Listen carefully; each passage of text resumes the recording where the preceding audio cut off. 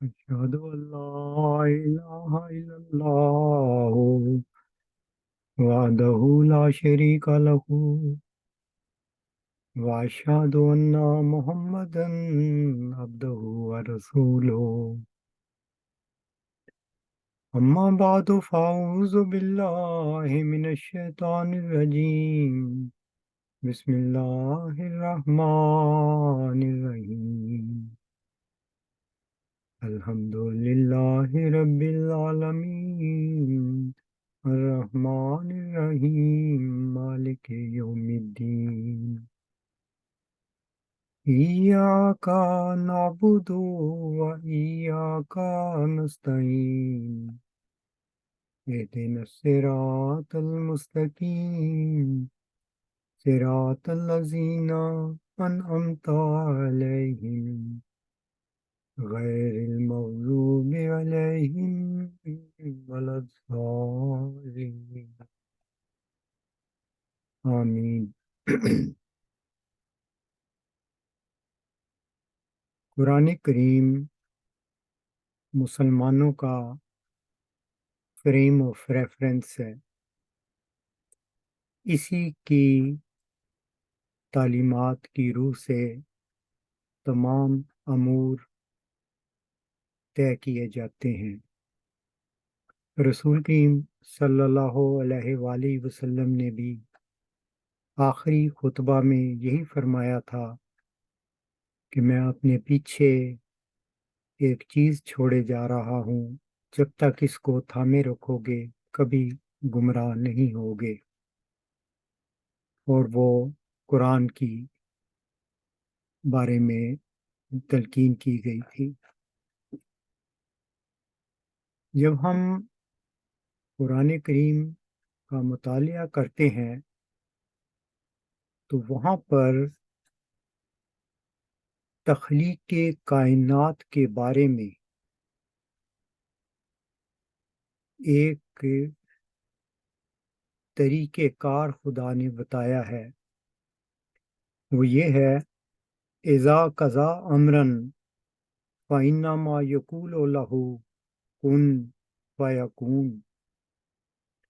جب ہم کسی امر کا کر لیتے ہیں ارادہ، تو پھر ہم کہتے ہیں کہ ہو جا، اور ہونا شروع ہو جاتا ہے۔ یہاں پر ایک علمی لحاظ سے جب ہم دیکھتے ہیں تو ایک چیز ہے امر، یہ مختلف معنوں میں استعمال ہوا ہے، لیکن لطافت یا پروگرام اس کا مفہوم رکھتا ہے، کثافت کا مفہوم نہیں رکھتا، وہ اس کا بعد کا نتیجہ ہے۔ جس طرح ہم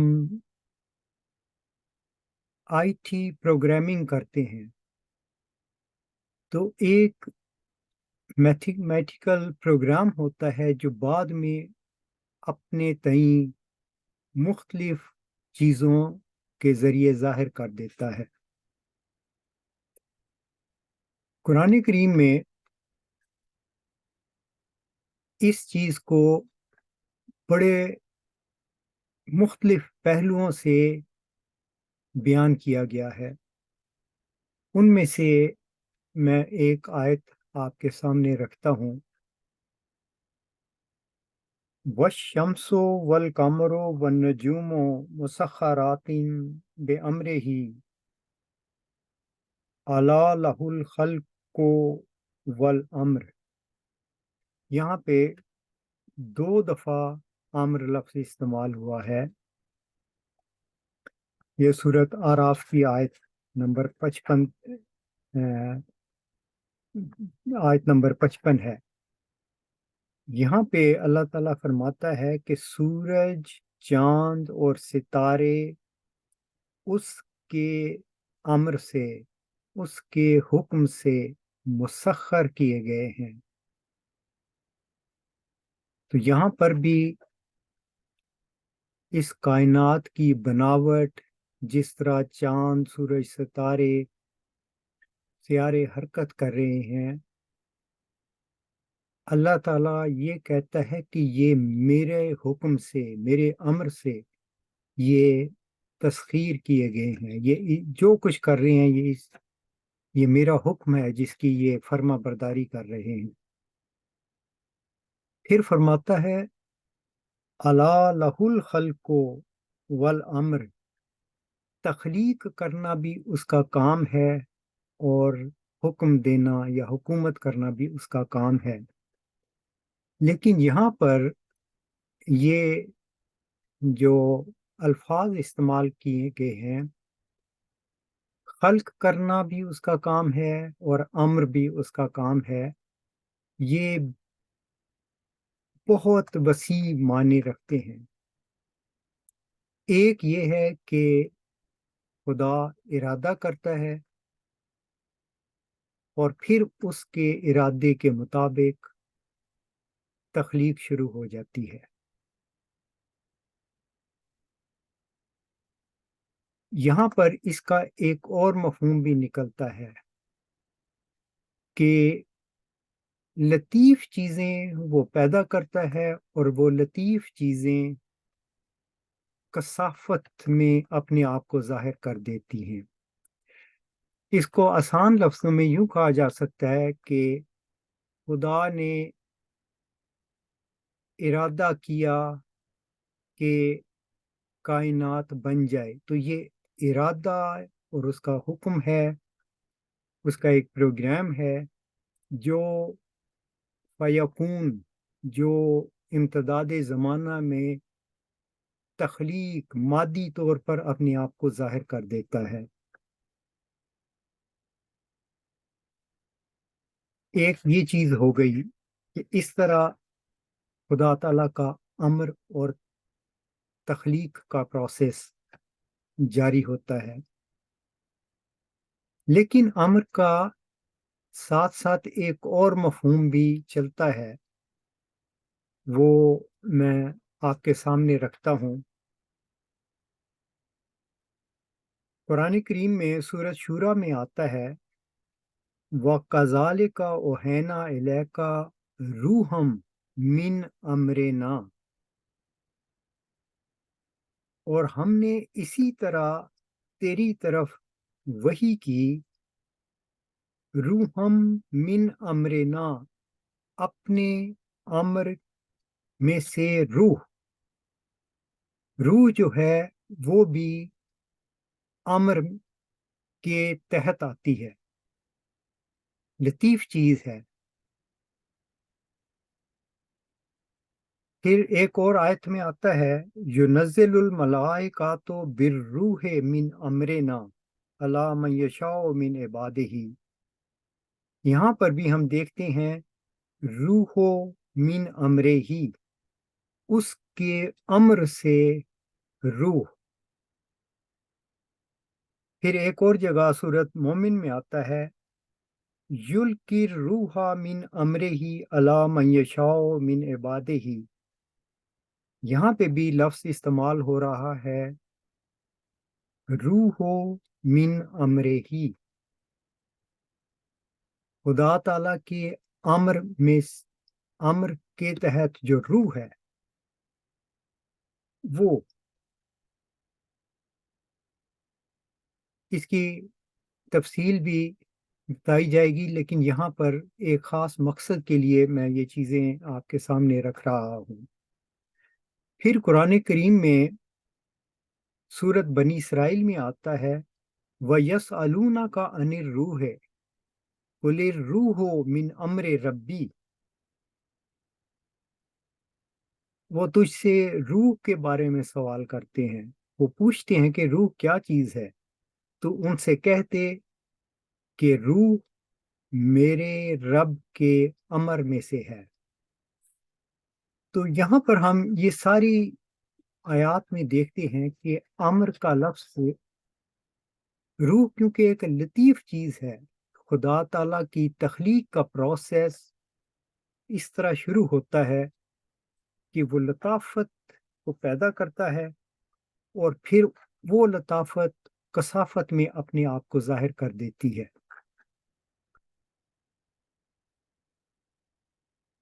لیکن ہم انسان اس پروسیس کے برعکس اپنا علم کا سفر کرتے ہیں. ہم پہلے مخلوق کو دیکھتے ہیں، تخلیق جو مادی وجود میں ظاہر ہو چکی ہوتی ہے، اس کو دیکھ کر اس سے لطافت کی طرف سفر کرتے ہیں، اور صدیوں سے انسانی علم اسی طرح سفر کر رہا ہے. ستارے، سیارے، زمین یہ گردش میں ہیں تو کیوں گردش میں ہیں؟ اس کے پیچھے پھر ہم طاقتوں کا پتہ ڈھونڈتے ہیں. اس کے پیچھے گریویٹیشنل فورس ہے، اس کے پیچھے یہ چیز ہے. تو ہمارا علم کثافت سے لطافت کی طرف سفر کرتا ہے، اور ہم لطیف ترین قوتوں کو جاننے کی کوشش کر رہے ہیں. ہم ایک وقت تھا کہ جب 2500 سال پہلے ڈیموکرائٹس نے کہا تھا کہ ساری چیزیں 4 عناصر سے بنی ہیں، تو وہ ایک پروسیس شروع ہو گیا تھا جاننے کا، عمل اور چیزوں کی حقیقت کہ ان کے پیچھے کیا ہے، اس کے پیچھے کون سی لطافتیں کام کر رہی ہیں. تو وہ چیز ہمیں آہستہ آہستہ ایٹم تک لائی. پھر ایٹم کے ذریعے ہم نے بہت سارے اور سب ایٹامک پارٹیکلز ڈھونڈ لیے، اور پھر رفتہ رفتہ ہم ایک ایسی جگہ آ گئے کہ یہ سوال آنا شروع ہو گیا کہ یہ جو میٹر جس کو کہتے ہیں یہ آتا ہی کہاں سے ہے. تو اس کے بارے میں بھی ابھی چند سال پہلے تجربات کی روح سے ثابت کر دیا گیا کہ یہ ایک ہگز فیلڈ ہے جس کی وجہ سے ہگز پارٹیکل بنتا ہے، اور پھر ساری کائنات اس کی وجہ سے بنی ہے. اسی لیے اس کو ایک نام دیا گیا گاڈ پارٹیکل. تو ہم انسانی علم اس طریق سے کثافت سے لطافت کی طرف سفر کرتا ہے اور حقیقتوں کو جاننے کی کوشش کرتا ہے. اور یہ پروسیس جو خلق اور امر کا میں نے شروع میں ذکر کیا تھا کہ لہو خلق والامر کے کثافتیں پیدا کرنا بھی اللہ کا کام ہے، اور لطافتیں بھی وہی پیدا کرتا ہے. اس معنوں میں بھی لیا جا سکتا ہے. تو ہماری ساری تحقیق اس طرح چل کے لطافتوں کی طرف جاتی ہے، اور ہم اس لطافتوں کے پیچھے آخری لطافت کو جاننے کی کوشش کرتے ہیں، جس کو فلسفے میں آخری حقیقت کہا جاتا ہے، کہ اس کے پیچھے ایک خالق ہے جو یہ سارا کام کر رہا ہے. یہ مذہب ہمیں بتاتا ہے، وحی کا علم ہمیں یہ بتاتا ہے. اب یہ ساری تمہید کہ ہم کثافتوں سے لطافتوں کی طرف سفر کر رہے ہیں اور حقیقتوں کو جاننا چاہتے ہیں، اس کو اب ایک اور رنگ میں بیان کرتا ہوں کہ جب انسان لطافتوں کی طرف سفر کرتا ہے تو کثافتیں بے معنی ہو جاتی ہیں.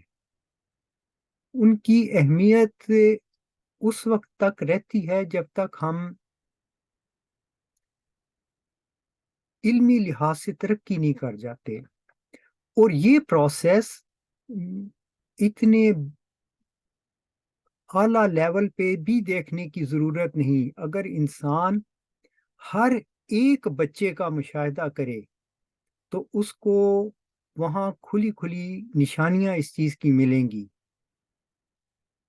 ایک بچہ پیدا ہوتا ہے تو چھوٹے ہوتے ہوئے وہ اپنے کھلونوں سے کھیلتا ہے، اور کچھ عرصہ بعد وہ ان کھلونوں کو ترک کر کے ان سے بہتر کھلونوں سے دل لگاتا ہے، اور پھر ساری زندگی یہ کھلونے اس کے بدلتے جاتے ہیں، ان کے چہرے بدل جاتے ہیں. تو ہمیں نظر آتا ہے کہ جب ایک بچہ بڑا ہو جاتا ہے، نوجوانی کی عمر میں آ جاتا ہے، تو پھر وہ چھوٹے چھوٹے کھلونوں سے نہیں کھیلتا. وہ ان کی اہمیت ختم ہو گئی ہوتی ہے، وہ آگے سفر کر چکا ہوتا ہے. یہ ایک عام فینومینا ہے جو ہم انسانوں میں دیکھتے ہیں. انسان ان کھلونوں کو چھوڑ کے کیا حاصل کرنا چاہتا ہے، کہاں جانا چاہتا ہے، اس کا آخری کھلونا کیا ہے جس کو وہ پسند کرنا چاہتا ہے.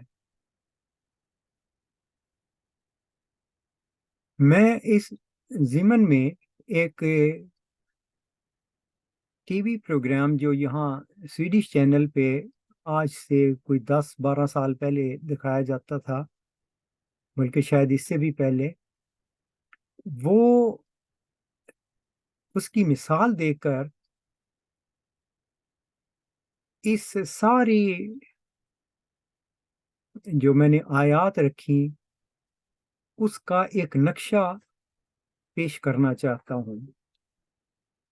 وہ پروگرام اس طرح کا تھا کہ ایک چھوٹا بچہ جو ہوتا ہے 1.5-2 سال کا بھی چلنا نہیں شروع کیا تھا، رینگنا شروع کرتا ہے جب، اس عمر کے بچے، ان بچوں کا مقابلہ کرایا جاتا تھا اس طرح کہ ایک کوئی 3 میٹر کی ایک کہہ لیں چادر بچھائی جاتی تھی، اور اس کے ایک طرف بچے کو بٹھا دیا جاتا تھا اور دوسری طرف اس کی ماں کو کھڑا کر دیا جاتا تھا، اور دونوں طرف یعنی اس چادر کے دائیں طرف ہی بائیں طرف ہی پہلے چھوٹے چھوٹے سادہ سے کھلونے رکھے گئے ہوتے تھے، پھر اس سے آگے زیادہ بڑے اور زیادہ خوبصورت اور زیادہ چمک دمک والے کھلونے تھے، پھر اس سے آگے ایسے کھلونے تھے جن میں بیٹریاں پڑی ہوتی ہیں اور وہ مختلف قسم کے حرکات کرتے ہیں، اور ان سے آگے پھر الیکٹرانک ٹائپ کھلونے تھے جن میں سے مختلف آوازیں آتی تھیں، مختلف روشنیاں نکلتی تھیں. ہوتا یہ ہے کہ یعنی وہ کھیل اس طرح کا تھا کہ ماں بچے کو آواز دیتی ہے کہ میرے پاس آؤ، اور بچہ جب ماں اس کو پکارتی ہے تو اس کی طرف جانا چاہتا ہے، لیکن دائیں بائیں کھلونوں کو دیکھتا ہے تو رک جاتا ہے. ماں پھر آوازیں دیتی ہے تو وہ بچہ پھر ان ماں کی آواز کی طرف توجہ دے کے ذرا سا آگے جاتا ہے تو اگلے کھلونوں کی کشش اس کو کھینچ لیتی ہے. اور شاذ کے طور پر ہی کوئی بچہ ہوتا ہے جو ماں کے پاس پہنچتا ہے. یہ ایک مقابلہ کرایا جاتا تھا، سارے بچے کسی نہ کسی مقام پر آ کے کسی نہ کسی کھلونے میں اپنی دلچسپی ظاہر کرتے ہیں اور وہاں رک جاتے ہیں. یہ ہے انسان کی ساری زندگی کا سفر. دراصل ہمارا خالق ہمیں بلاتا ہے، میری طرف آؤ، میں ہی سب سے بڑا پرکشش وجود ہوں، لیکن ہم راستے میں ہی ٹھہر جاتے ہیں. اور دنیا کی خواہشیں اور زینتیں اور طرح طرح کے سامان ہمیں روک لیتے ہیں، اور اس وجہ سے ہم ان لطافتوں کو نہیں پا سکتے، اور ان لطافتوں کو پیدا کرنے والا جو اصل وجود ہے وہ ہمارے ادراک سے پرے ہی رہ جاتا ہے۔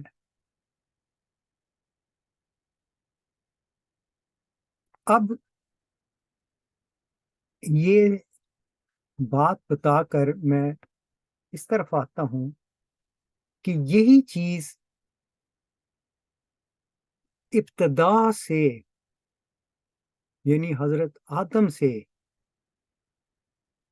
آج تک چلی آ رہی ہے کہ خدا کے یہ بندے جن کے اوپر اللہ تعالیٰ نے اپنے امر سے روح نازل کی تھی، زندگی عطا کر دی تھی، اپنا وجود دکھا دیا تھا، یہ بندے ہر دور میں اس کی طرف بلاتے رہے ہیں، لیکن انسان ہمیشہ ہی اس بچے کی طرح کھلونوں میں الجھ جاتا ہے اور اس کا سفر جاری نہیں رہتا۔ اس کی مثال قرآن کریم نے ایک اور رنگ میں بھی دی ہے، یعنی قرآن طرح طرح کے حوالوں سے حقیقت کو بیان کرنے کی کوشش کرتا ہے تاکہ انسان کو رہنمائی دی جائے۔ قرآن کریم میں آتا ہے زُيِّنَ لِلنَّاسِ حُبُّ الشَّهَوَاتِ مِنَ النِّسَاءِ وَالْبَنِينَ وَالْقَنَاطِيرِ الْمُقَنطَرَةِ من الذهب والفضة والخيل المسومات والأنعام والحرث ذلك متاع الحیات الدنیا واللہ عنده حسن المآب۔ یہاں پر بھی بالکل اسی رنگ کا مضمون بیان ہوا ہے جو میں نے ٹی وی پروگرام آپ کو بتایا ہے کہ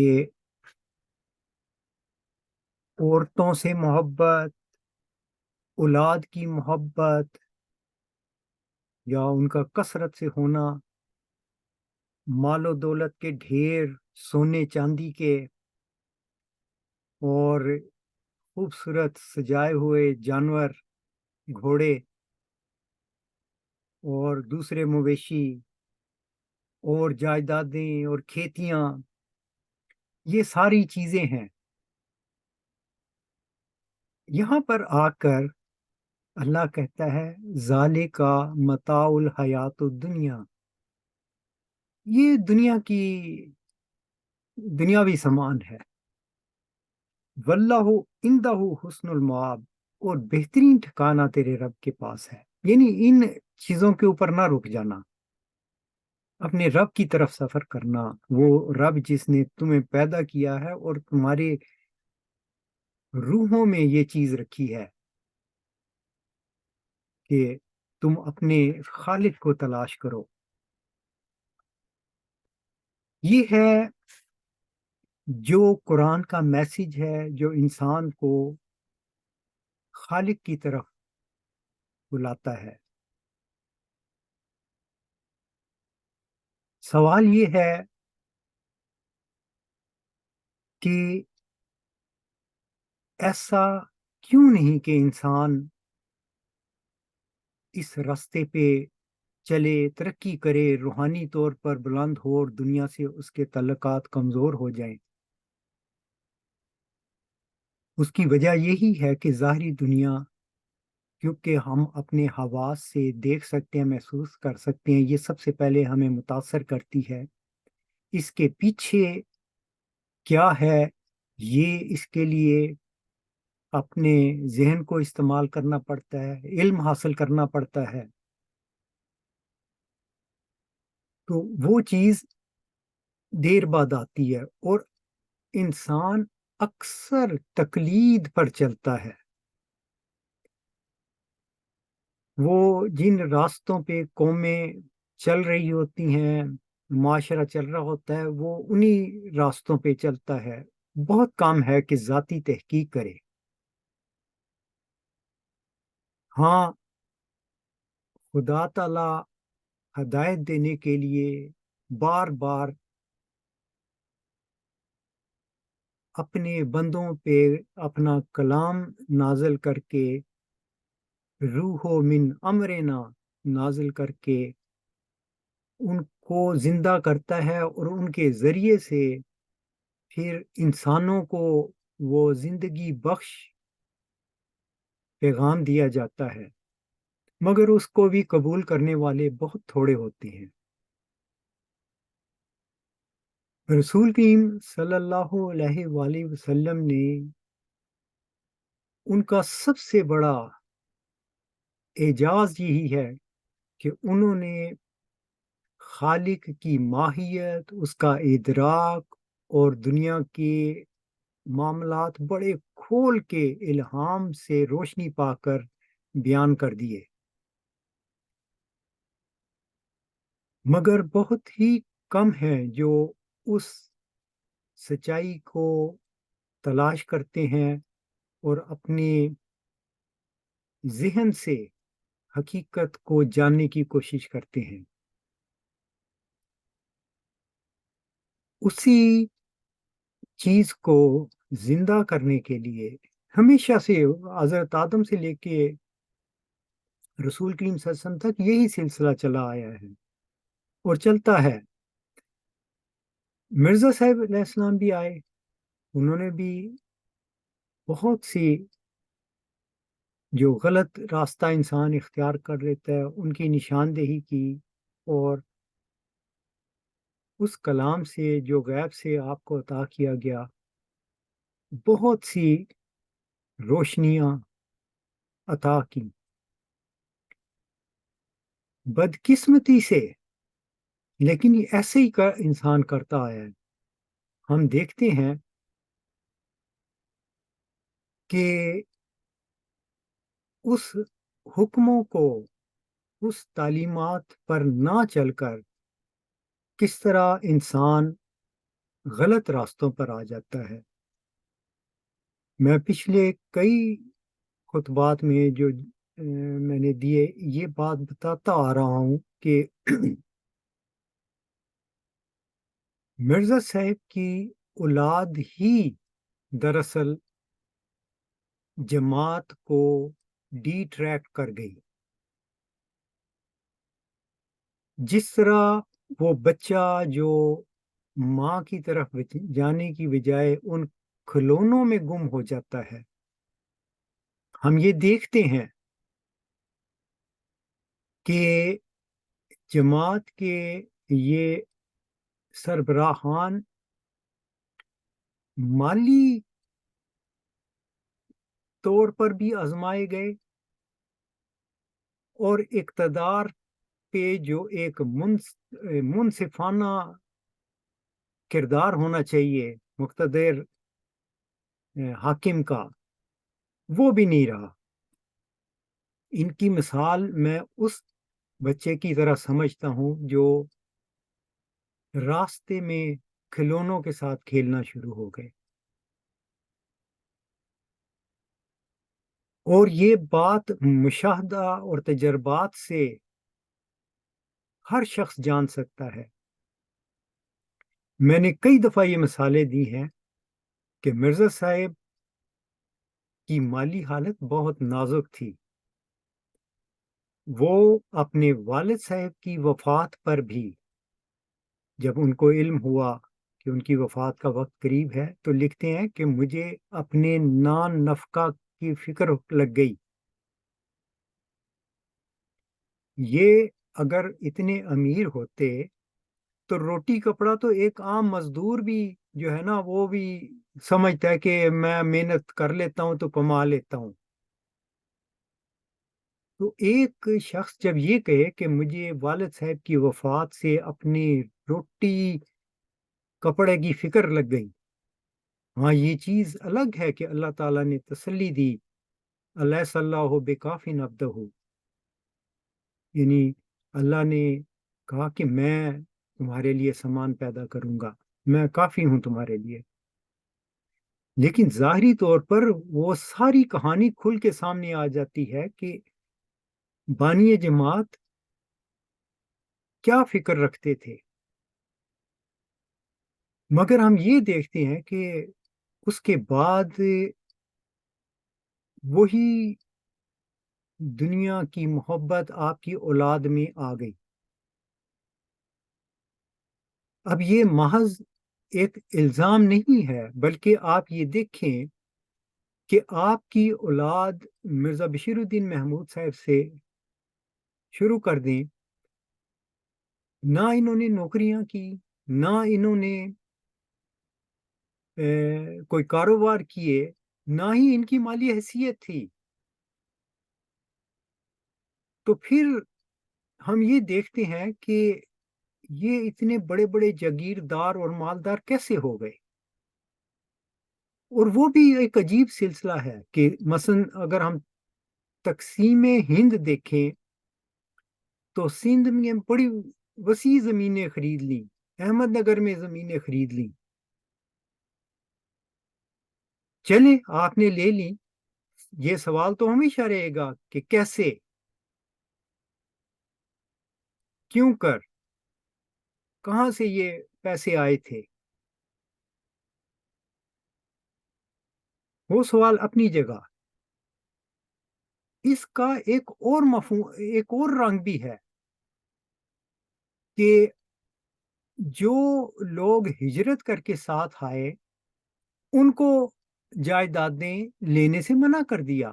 حالانکہ گورنمنٹ آف پاکستان نے یہ کہا تھا کہ جو لوگ اپنی زمینیں، کاروبار اور نوکریاں چھوڑ کے آئے ہیں وہ پاکستان میں آ کے کلیم کریں تاکہ ان کو بالمقابل وہ چیزیں دی جائیں.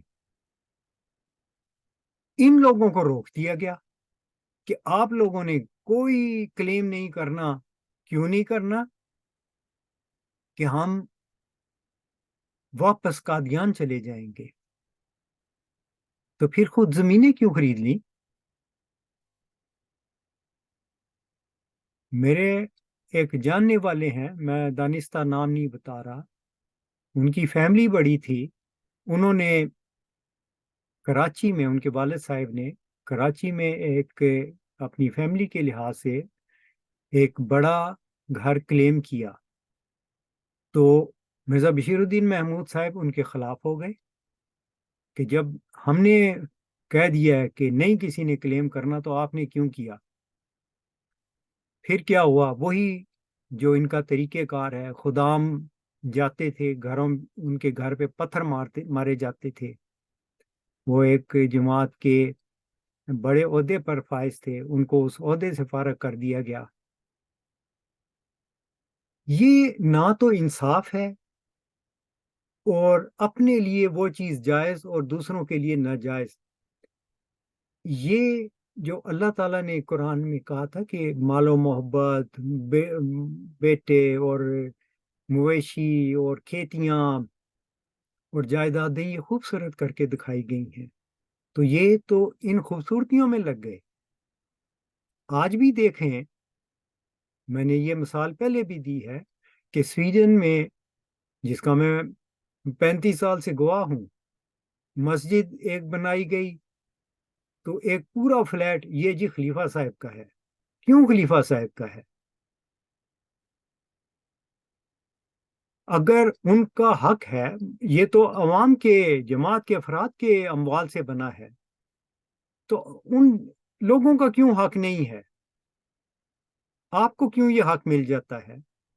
یہ ناانصافی ہے.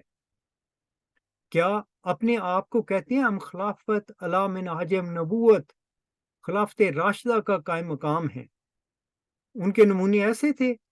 کیا انہوں نے عرب میں جتنی مساجد بنائی، ہر مساجد میں اپنا اپنا ایک فلیٹ بک کرایا ہوا تھا عوام کے پیسوں سے؟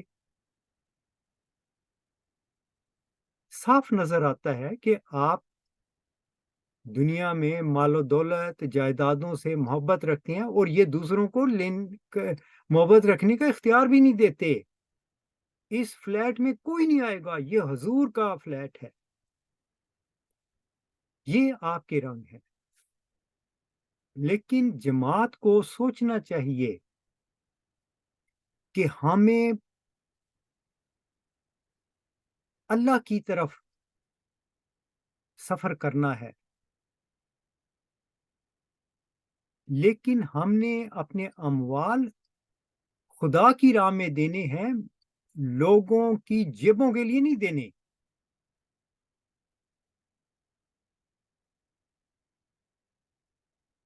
یہ ساری مثالیں میں کئی رنگ میں دیتا آیا ہوں، اور انشاءاللہ دیتا چلا جاؤں گا. ادراک چاہیے، علم چاہیے، تنہائی میں بیٹھ کے سوچنا چاہیے کہ ہم کیا کر رہے ہیں.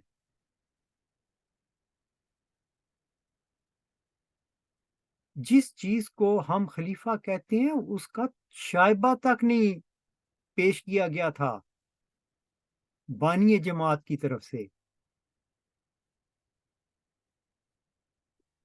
انہوں نے وصیت کی تھی کہ جب تک کوئی روح القدس کی تائید پا کر کھڑا نہ ہو، سب مل کر کام کرو. کون روح القدس کی تائید پا کر کھڑا ہوا ہے؟ اگر فرض کریں کہ جیسے یہ کہتے ہیں کہ یہ خلافت ہی ہے جو روح القدس کی تائید پا کر کھڑی ہوئی ہے، تو مل کر کام کب کیا تھا؟ وہ دور کب آیا تھا؟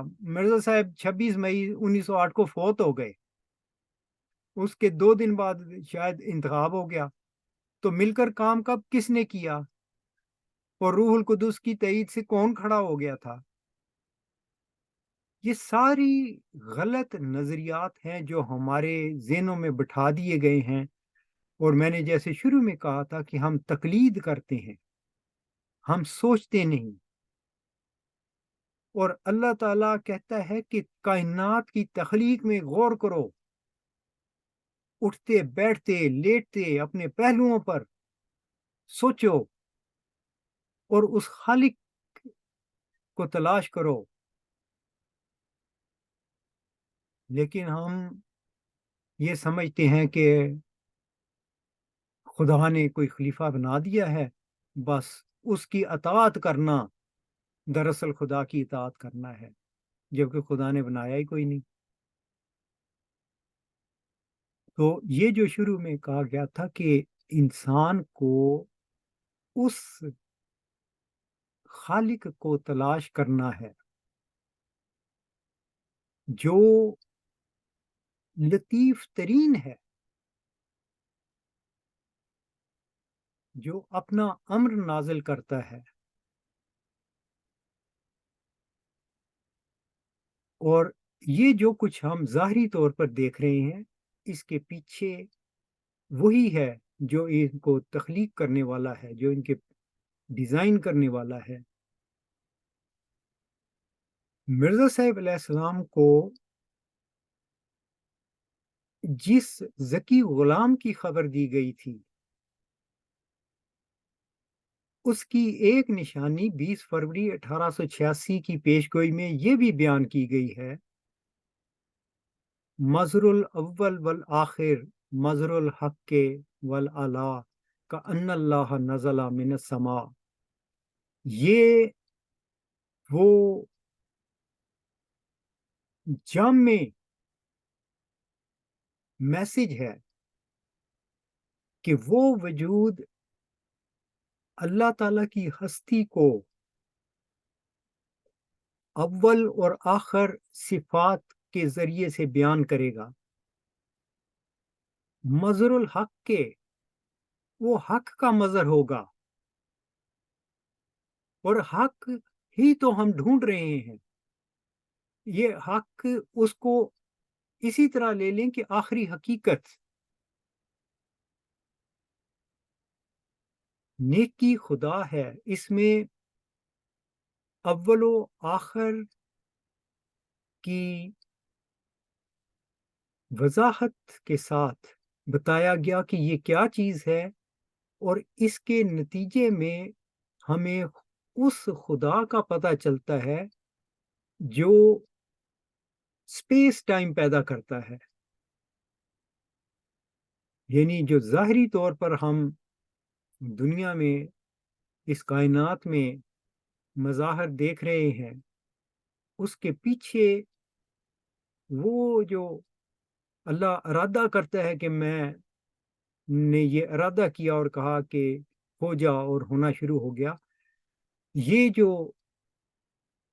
مقام ہے، انسان اس کو سمجھنا شروع کر دیتا ہے کہ یہ جو ہم چیزیں دیکھ رہے ہیں یہ تو ظاہری سی چیزیں ہیں، ان کے پیچھے ایک خالق ہے جو ان کو جہاں سے آغاز ہوتا ہے. اور ان چیزوں کا وجود ہے ہی اس وجہ سے کہ ان کے پیچھے ایک ڈیزائنر ہے، ایک خالق ہے. تو یہ چیز ہمیں اس زمانہ میں بڑی تفصیل سے بتائی گئی، اور وہ ایک کتاب جو شائع ہو چکی ہے، ورچو از گاڈ. اگر وہی بات آتی ہے کہ علم حاصل کریں، پڑھیں، دیکھیں، اور پھر وہ جو مرزا صاحب جو ہمارے اور آپ کے درمیان مشترکہ وجود ہیں، سب ان کو سچا مانتے ہیں. انہوں نے کیا کہا تھا کہ وہ آنے والا کن نشانیوں کے ساتھ آئے گا، وہ دیکھیں، اور پھر اس تعلیم کو دیکھیں. مظہر الحق، وہ حق کا مظہر ہوگا. جس طرح ہم نے 2500 سالہ علمی سفر کر کے یہ نتیجہ نکالا کہ اس کائنات میں ایک فیلڈ ہے، ہگز فیلڈ ہے، جس کے ذریعے سے اس میں جب ارتعاش پیدا ہوتا ہے تو مٹیریل ورلڈ یا یونیورس بن جاتی ہے. اس حد تک تو ہمارا علم چلا گیا، اتنی لطافت تک. لیکن وحی و الہام کا علم اس سے پیچھے لے جاتا ہے. وہ کہتا ہے کہ اس کے پیچھے ایک ایسی ہستی ہے جو دراصل حق ہے، وہی ہے جو اصل ہے، جس نے یہ سٹارٹ کیا تھا سارا پروگرام. اس کو جاننا ہے. تو یہ بہت بڑی کنٹریبیوشن ہے جو اس زمانہ میں انسان کو سچائی کی طرف، اس حق کی طرف لے جانے کے لیے آنے والے اس ذکی غلام نے دنیا کو بتائی ہے. جماعت کو اس غلامی اور اسیری سے نکلنا چاہیے جس میں وہ گرفتار ہو چکے ہیں. ہرگز مرزا صاحب یا کبھی بھی کسی نے ایسا علم نہیں دیا تھا کہ ووٹوں کے ذریعے سے ایک بندے کو منتخب کر لو اور سمجھ لو کہ بس وہی خدا کا بنایا ہوا ہے. یہ غلط ہے. ضرور انسان منتخب کرے اپنے لیڈر، لیکن اس پہ خام خواہ الوہیت کی چادر چڑھانے کی کوشش نہ کرے. اس سچائی کو جاننے کی کوشش کریں، علم حاصل کریں، وہ چیزیں دیکھیں جو قرآن میں درج ہیں وہ کیا ہیں، مرزا صاحب کو جو اللہ نے غیب کی خبریں دی تھیں وہ کیا ہیں.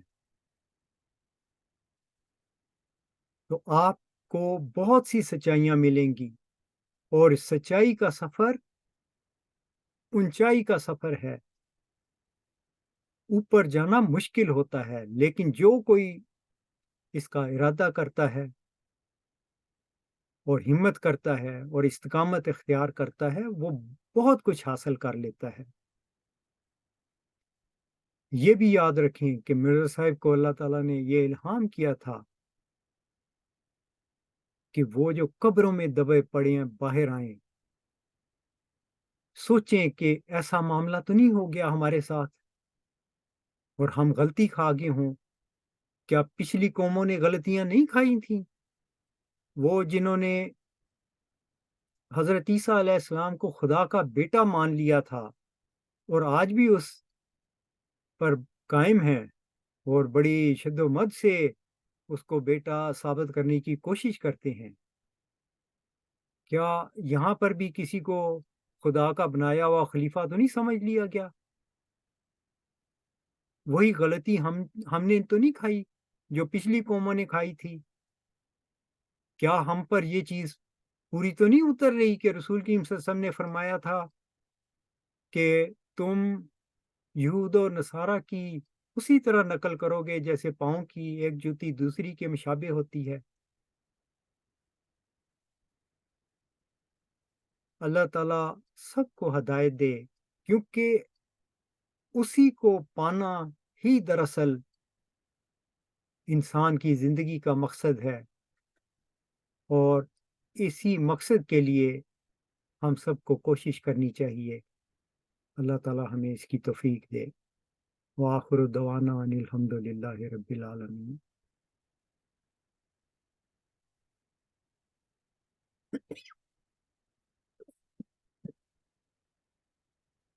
الحمد للہ نحمده ونستعینه ونستغفره ونؤمن به ونتوکل علیہ ونعوذ باللہ من شرور انفسنا ومن سیئات اعمالنا، من يهد الله فلا مضل له ومن يضلله فلا هادي له، ونشهد ان لا اله الا الله ونشهد ان محمدا عبده ورسوله۔ عباد اللہ رحمکم اللہ، ان اللہ یامرکم بالعدل والاحسان وایتاء ذی القربى وینہی عن الفحشاء والمنکر والبغی یعظکم لعلکم تذکرون۔ اذکروا اللہ یذکرکم وادعوہ یستجب لکم ولذکر اللہ اکبر۔